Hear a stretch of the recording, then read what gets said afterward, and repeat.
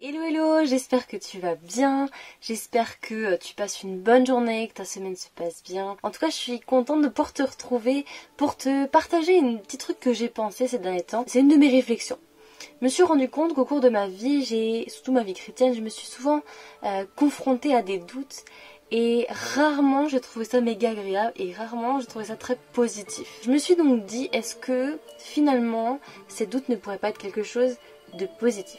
J'ai commencé par chercher la définition dans le dictionnaire. Un doute, douter c'est quoi? C'est un état d'esprit qui est incertain d'une réalité ou d'une vérité. C'est l'état de quelqu'un qui ne sait que croire, qui hésite. Et ça vient souvent de nos pensées. Voilà un peu ce que j'ai trouvé comme définition.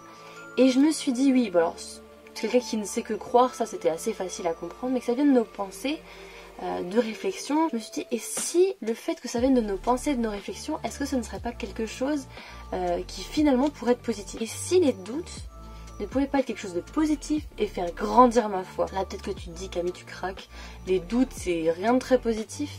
Mais au final, quand on réfléchit, les doutes, c'est des questions qu'on se pose. Le tout, maintenant, ça va être de savoir, est-ce que je vais chercher les réponses de mes doutes ou est-ce que je vais laisser de la place à mes doutes? Je vais donner une petite illustration. Quand j'ai un doute, souvent c'est un petit doute. Petit doute, il est là, voilà, vous voyez, il prend pas beaucoup de place dans ma vision. Voilà, doute, simplement, c'est tout petit. Soit je vais tout de suite réussir à faire quelque chose et il va disparaître. Soit je vais pas forcément tout de suite faire quelque chose et ce doute peut grandir ou peut même se transformer en des doutes.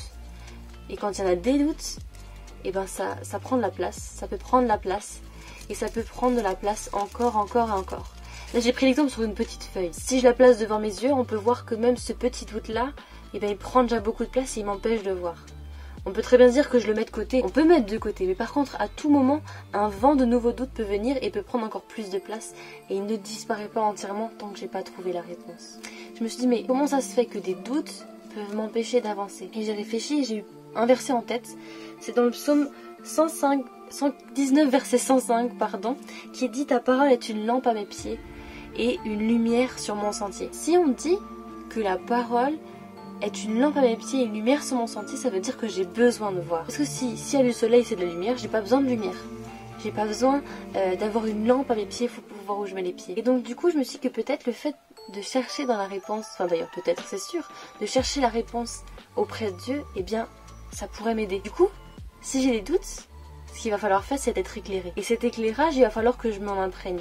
C'est pas simplement de dire bon bah j'ai lu un verset, c'est bon, ça m'a suffi. Peut-être parfois ça te suffira parce que ton doute sera disparaîtra totalement par rapport à ta question. Mais quand le doute est là, quand des doutes sont là, ce que j'ai envie de t'encourager, c'est de plonger tes regards dans la parole de Dieu, d'aller vraiment auprès de Dieu et de se laisser imprégner par le Saint-Esprit.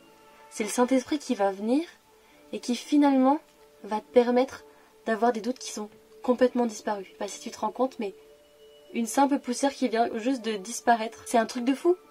Ça veut dire que Dieu peut envoyer son Saint-Esprit en moi pour faire exactement la même chose avec les doutes. Complètement les faire disparaître. Du coup, Dieu peut utiliser tous nos doutes pour nous faire grandir. Si avec mes petits doutes ou mes grands doutes, je viens auprès de Dieu, il va me permettre de sortir de ces moments de doute encore plus fortes. Les doutes seraient finalement un moyen pour moi de chercher et de développer ma foi. Mes doutes ont besoin de la foi.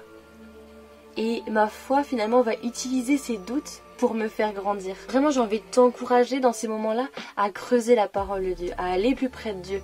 Mais aussi à ne pas te laisser simplement enfermer tout seul dans tes doutes. Moi, les fois où j'ai osé parler de mes doutes, c'est les fois où j'ai réussi aussi par des conseils de frères et sœurs ou de responsables à juste prendre le temps et grandir. Il y a même dans un passage dans la Bible, dans Marc 9 verset 24, un homme qui demande à Jésus de sauver son fils et Jésus dit mais tout est possible à celui qui croit. Cet homme de dire simplement alors aide-moi à croire. Montre-moi comment croire et permets-moi de croire. Parce que ma foi est faible, parce que j'ai des doutes, parce que je suis pas sûre d'y croire. Alors si même un homme à l'époque de Jésus a osé poser la question à Jésus alors que Jésus était là, nous on peut pas le faire aussi. Donc j'ai envie de t'encourager. Tes doutes ne sont pas forcément quelque chose de négatif.